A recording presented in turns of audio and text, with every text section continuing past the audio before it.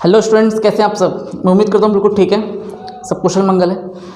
तो बच्चों, आज हम बिल्कुल फ्रेश चैप्टर स्टार्ट करने वाले हैं, चैप्टर नंबर 12 लीनियर प्रोग्रामिंग, जो बहुत इंटरेस्टिंग चैप्टर है। ठीक है, और इस चैप्टर के अंदर केवल आपके पास 12.1 एक्सरसाइज जो आपके सिलेबस में है, 12.2 डिलीट हो चुकी है। तो पहले तो पढ़ना केवल आपको केवल एक एक्सरसाइज है इसमें 12.1, इसके बाद कुछ भी पढ़ने की ज़रूरत नहीं है, मिसलेनियस वगैरह पढ़ने की ज़रूरत नहीं। ये लीनियर प्रोग्रामिंग चैप्टर क्यों पढ़ना पड़ रहा है आपको क्लास 12th में अंदर, और कम से कम मुझे लगता है इसमें से एक केस स्टडी वाला क्वेश्चन एग्जाम में आएगा ही आएगा, 5 to 6 मार्क कम से कम। तो बहुत अच्छा चैप्टर है और इजी भी है। एग्जाम में सबसे पहले क्वेश्चन यही वाला कर देना, बहुत ईजी रहने वाला है। ठीक है, अब बेसिकली क्या पढ़ना है, आप पहले थोड़ा क्लास 11 तक चलो। क्लास 11 में आपने चैप्टर नंबर 6 पढ़ा था, इनइक्वालिटीज़ नहीं पढ़ा था? आपने पढ़ा था? पढ़ाया था सबने, कई बच्चों ने पढ़ा, कहीं ने नहीं पढ़ा, जो भी है। तो वहाँ पे आपने क्या देखा था कि जब हमारी इक्वेशंस इक्वल नहीं है तभी हमने ग्राफ ड्रॉ किया था। इनइक्वालिटी मतलब क्या था, जैसे हम कह दें कि अगर x plus why does not equal 0, ये भी इनइक्वालिटी है ना। अगर मैं ये कह दूँ 2x minus y more than equal 0, ये भी इनइक्वालिटी है, इट इज कॉल्ड इनइक्वालिटी। और आपने ऐसे सारे टॉपिक कहाँ कवर किए? क्लास 11th में। बस उन्हीं का ग्राफ को क्लास 12th की तरफ हम कंटिन्यू करने वाले हैं। ये चैप्टर क्यों बना, क्यों इस चैप्टर की इंपॉर्टेंस पढ़नी पड़ रही है, हमें समझते हैं। जैसे मान लेते हैं, मैं आपकी बात कर लेता हूँ, काजल, ठीक है, आपके पास 50,000 रुपये हैं। आपकी बुक का एग्जाम्पल ले रहा हूँ मैं, 50,000 रुपये पड़े हुए आपके पास, ठीक है, बहुत मज़े आ गए। हाँ, तो 50,000 रुपये आपने इन्वेस्ट किए, आपके 50,000 रुपये, आपने सोचा भाई बिजनेस करना है तो बिजनेस कर लेना चाहिए। 50,000 से बिजनेस स्टार्ट किया, और बिजनेस करने के लिए आपने दो बातों पे ध्यान दिया। किन चीज़ों को बिजनेस करना चाहते हो? एक तो चेयर बेचना चाहते हो और आप एक टेबल बेचना चाहते हो। ठीक है, एक चेयर और एक टेबल, याद रहेगा। आपके पास इसमें दे रखा है कॉस्ट, देखो चेयर खरीद के लाते हो आप 500 रुपये में, और टेबल खरीद के लाते हो 2500 रुपये में। ये आप बेचते हो कितने के प्रॉफिट में बेचते हो? आपने कहा भैया ये हम सेल करेंगे, सेल ऑफ 1 टेबल। टेबल पे तो आप प्रॉफिट कमाना चाहते हो 250 रुपये का, और यहाँ कमाना चाहते हो 75 का। ठीक है, प्रॉफिट 75। लेकिन आपके पास ये हॉल है, आपको पूरा बिजनेस समझ में आ गया। काजल ने पैसा इन्वेस्ट किया 50,000 रुपये चेयर और टेबल पे। एक चेयर 500 रुपये की आती है, एक टेबल 2500 रुपये की आती है। चेयर पे 50 का 75 का मार्जिन है, और टेबल पे 250 का मार्जिन है। समझ में आया? यहाँ आपने 75 रुपये कमाए, यहाँ आपने कितने कमाए हैं? 250 रुपये कमाए। यहाँ तो कोई डाउट है? नहीं है। समझ में आ गया कॉन्सेप्ट? जैसे मान लो 250-500 खरीद के लाए हो, तो आप उसे 575 का सेल कर दो, ऐसा मान लो। बाकी जो भी इसमें छोटे मोटे खर्चे वगैरह होंगे वो अपना इंक्लूड वगैरह करके अपना 75 प्रॉफिट कमाना चाहते हो। इतनी सी बात है। आपके हॉल के अंदर जो कैपेसिटी है, या स्टोरेज लिखूंगा उसे मैं भी, स्टोरेज कैपेसिटी एट मोस्ट 60, मतलब मैक्सिमम आप इसके अंदर 60 आइटम्स रख सकते हो बस। अब समस्या इस बात की है कि भैया 60 आइटम्स ही मैक्सिमम रख सकते हैं, 60 से ज़्यादा एक भी आइटम इसके अंदर रख नहीं सकते। समझ में आया कॉन्सेप्ट? जैसे मैं आपकी बात करूं, यहाँ अगर 20 चेयर लगी है ना, तो मैक्सिमम कितने बच्चे बैठा सकते हैं? मैक्सिमम 20 बच्चे बैठा सकते हैं। इससे ज़्यादा हम रख ही नहीं पाएंगे क्योंकि जगह ही नहीं है। बस वही बात यहाँ भी है, आपके इस हॉल के अंदर मैक्सिमम सिर्फ 60 जगह है रखने के लिए। आप 60 आइटम्स रखकर सामान बेच सकते हैं। ठीक है, पूरा समझ आया कॉन्सेप्ट? अब मैं आपकी बात कर लूँ, जैसे आप में से कोई बच्चा, अब मुझे आप बताओ, थोड़ा दिमाग लगाओ कि हमें क्या, किस पे पैसा इन्वेस्ट करना चाहिए? चेयर ज़्यादा खरीदनी चाहिए या टेबल ज़्यादा खरीदनी चाहिए? क्या ज़्यादा खरीदनी चाहिए? कुछ लॉजिक लगाओ। भाई 50,000 तुम्हारे हैं, क्या आप 50,000 ऐसा लगाना चाहते हो प्रॉफिट कम हो? नहीं, आपका मेन पर्पस क्या होगा? प्रॉफिट को ऊपर तक लेके जाना, मैक्सिमम करना। हाँ है ना? और मैक्सिमम प्रॉफिट कब होगा बच्चों? जब आपको ज़्यादा प्रॉफिट होगा। कब? कोई चीज़ ऐसे बेचो कि आपको ज़्यादा प्रॉफिट दे सके। ठीक है ना? तो हमें आपके पास डिफरेंट केसेस भी होंगे। यस, आपको इतनी चेयर बेचनी है, कितनी टेबल बेचनी है, कुछ नहीं पता, बस आपको मैक्सिमम प्रॉफिट कमाना है। देखो बिजनेसमैन क्या करना चाहता है, वो उसके मन में केवल एक ही ख्याल आता है, मुझे प्रॉफिट को अधिक से अधिक बेच करना है। ठीक है, मिठाई वाले की दुकान पे देखो लड्डू बिके, चाहे मिठाई बिके, चाहे समोसे बिके, फ़र्क इस बात से नहीं पड़ता, फ़र्क पड़ता है तो प्रॉफिट मैक्सिमम हो रहा है कि नहीं हो रहा। ठीक है, सेल कितनी हुई है। अगर उसने मान लो समोसे बेच के ही पूरे दिन में कमाई कर ली जितना उसे कमाना है तो काफ़ी है उसके लिए, और कोई मिठाई बेच के भी इतना नहीं कमा पा रहा। तो डिपेंड ये नहीं करता कि आइटम छोटा ले रहे हो बड़ा ले रहे हो, आपको प्रॉफिट मैक्सिमम करना है, सबसे ज़्यादा पे लेके जाना है। जैसे मैं आपकी बात कर लूँ, देखो जैसे नितेश तुम्हारा लॉजिक है, तुमने क्या कहा कि सर सारा पैसा आप चेयर पे इन्वेस्ट करो, यही कहना चाह रहे हो। ठीक है, 50,000 रुपये आपके पास हैं, सारा पैसा आप यहाँ खर्च कर दोगे। एक चेयर 500 की आती है, 500 की तो रखी है, तो आपके पास कितना बचा, 100 रुपये। हाँ जी, एक 100 नहीं, 100 नहीं, नंबर ऑफ़ चेयर, हाँ कितनी आ गई, नंबर ऑफ़ चेयर कितनी आ गई यहाँ पर 100, और टेबल कितनी ले रहे हो आप, 0। समझ में आया क्यों, आपने सारा पैसा किस पे खर्च कर दिया, चेयर पे। भाई हम 100 चेयर खरीद के लाएंगे, 500 रुपये की एक है, 50 रुपये खर्च हो जाएंगे, ये तो बात है। हम टेबल खरीदना ही नहीं चाहते, ये तुम्हारा लॉजिक है। एक बात बताओ, क्या आप 100 चेयर खरीद सकते हो,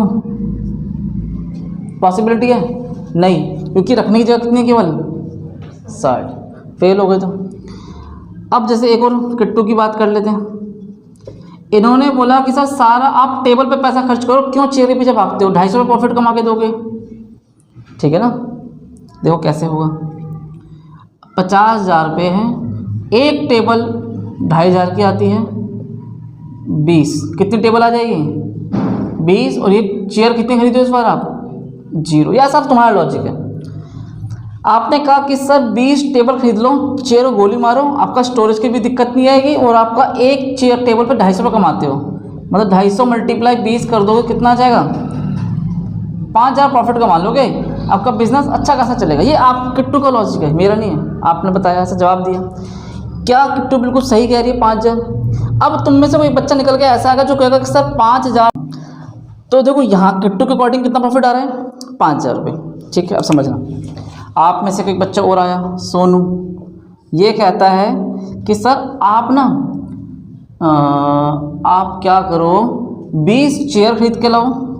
ठीक है, इसका भी लॉजिक देख लेते हैं, कितना देखा तो कितना हो जाएगा ये, 10,000 रुपये। ठीक है, और कह रहा है सर बाकी पैसे ना 2,500 रुपये की एक टेबल आती है, आप 15 या 20 इसे ले लो, 20 तो ले नहीं पाएंगे, 50,000 हो जाएंगे, 10,000 ऑलरेडी खर्च कर चुके हैं, 10 मान लो इसे, कितना हो गया ये, 25,000।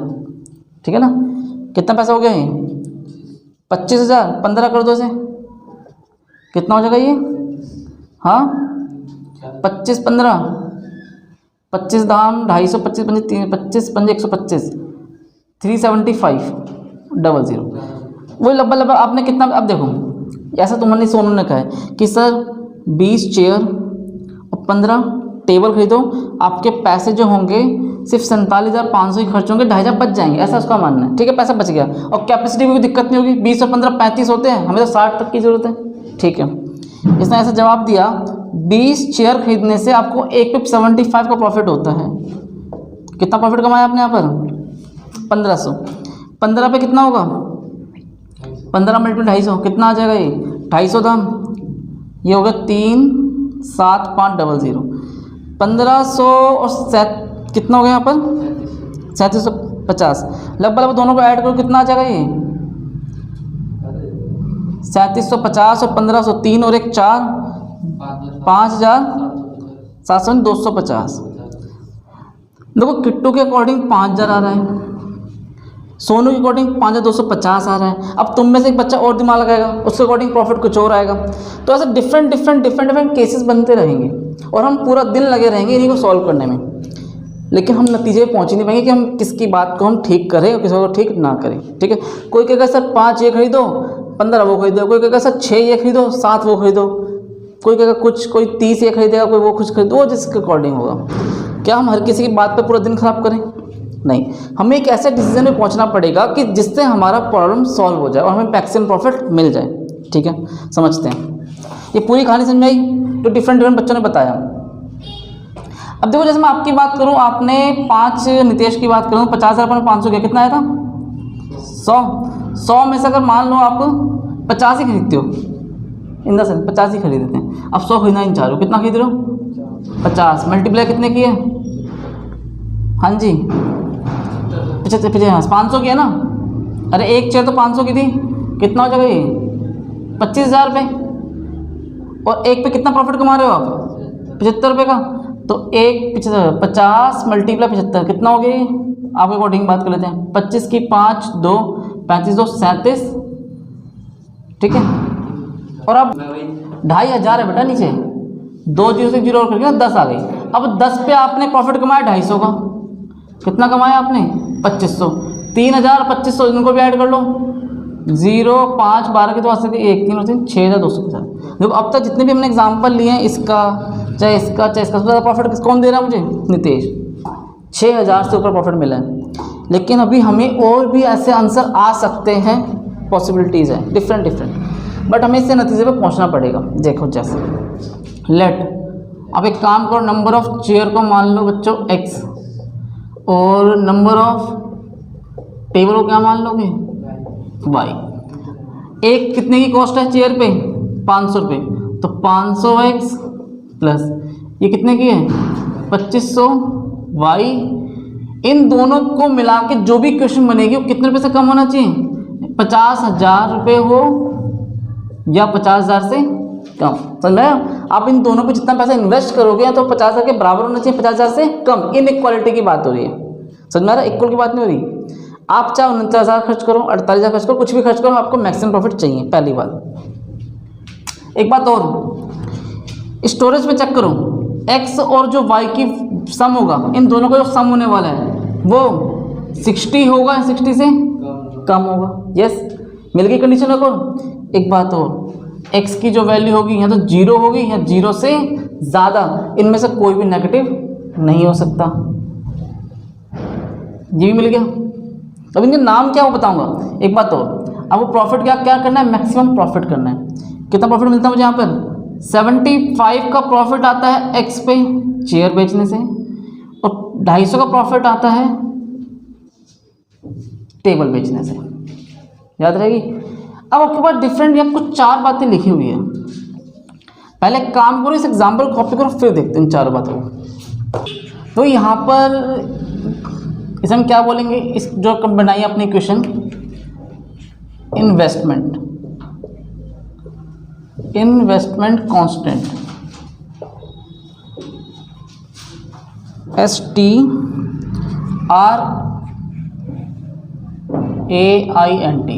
कांस्टेंट को हम कंडीशन ही बोलते हैं। इन्वेस्टमेंट कंडीशन क्या गिवन है कि दोनों पे आप जितना ही पैसा इन्वेस्ट करोगे 50,000 होगा, 50,000 से कम होगा, पहली बात। ये जो आपने लिखी है ना, इसे बोलेंगे स्टोरेज कांस्टेंट कंडीशन, ठीक है, स्टोरेज कंडीशन है। और आपके पास जेड गिवन है बच्चों, it is called objective function. क्या बोलेंगे इसे हम, ऑब्जेक्टिव फंक्शन। कोई डाउट यहाँ तक समझ में आ गया। एक इन्वेस्टमेंट कंडीशन है, एक स्टोरेज कंडीशन है, और एक ऑब्जेक्टिव फंक्शन। के आपको ऑब्जेक्टिव क्या होना चाहिए, मैक्सिमम प्रॉफिट होना चाहिए। क्लियर है कॉन्सेप्ट, ठीक है। सबसे मजे की बात है आपकी क्लास में ये है, 12th में आपके पास इस सॉल्यूशन, आपको ना इक्वेशन बनानी नहीं है, आपके केवल 12.1 आ रही है, और 12.1 के अंदर आपको इक्वेशन सिर्फ ऑलरेडी बनी बनाई मिलेगी, सिर्फ उसे क्या बनाना है, सॉल्व करना है, ठीक है। पहले जो हम करवाया करते थे, बच्चे करते थे, पहले 12.2 आती थी, वहाँ पे सॉल्यूशन आपको ऐसे ही पहले बनाना पड़ेगा, फिर सॉल्व करोगे, फिर ग्राफ बनेगा। बट इस बार आपको कुछ भी दिमाग लगाने की जरूरत नहीं है। हम कैसी जैसी मर्जी प्रॉब्लम हमें देने गिवन भी नहीं होगी, केवल सिंपल इक्वेशंस गिवन होगी, उन्हें सॉल्व करना है और ग्राफ को ड्रॉ करना है, समझना है। आपके पास एक छोटा सा क्वेश्चन यही है, मान लेते हैं हम इसी क्वेश्चन को सॉल्व करें, जवाब तो मिलना चाहिए, क्या आंसर आएगा, 500x plus 2500y is equal to, अपने क्या लिखा है इसे 50,000। ग्राफ ड्रॉ करने के लिए क्या कर दिया, इज इक्वल टू 50,000 कर दिया। कुछ कॉमन दिख रहा है यहाँ पर 500, तो यहाँ बचेगा x प्लस 5, ठीक है, हाँ जी। ये क्या आ गया बच्चों, x plus 5y is equal to 100। एक देखो, अब इसका बॉक्स तैयार करते हैं हम। इक्वेशन फर्स्ट आपने रखा 2 पॉइंट, बहुत है, 2 पॉइंट ही काफ़ी है ग्राफ के लिए, ठीक है ना। आपने इस जगह रखा 0, कितना आ गया? तो 0 रखते ही 0 5 से डिवाइड करेंगे 20 आ जाएगा। और अगर आपने यहाँ रखा 50 तो 50 माइनस में जाएगा, 50/5 10 सेकेंड। तो वो वैल्यू ऐसी रखो जो ग्राफ इजीली बन सके, ये समझना है। हाँ जी, यहाँ पे क्या रखा आपने? आपने रखा 0 तो ये 60 आ गया, यहाँ रखा 60 तो ये 0 आ गया, ठीक है। इसका ग्राफ, और देखो ध्यान देना, ग्राफ हमेशा किसका बनेगा? जो आपके पास कंडीशन गिवन होगी। एक इन्वेस्टमेंट दे रखा था, यहाँ पे स्टोरेज रखा था, आपको जेड वाले का ग्राफ बनाने की जरूरत नहीं है।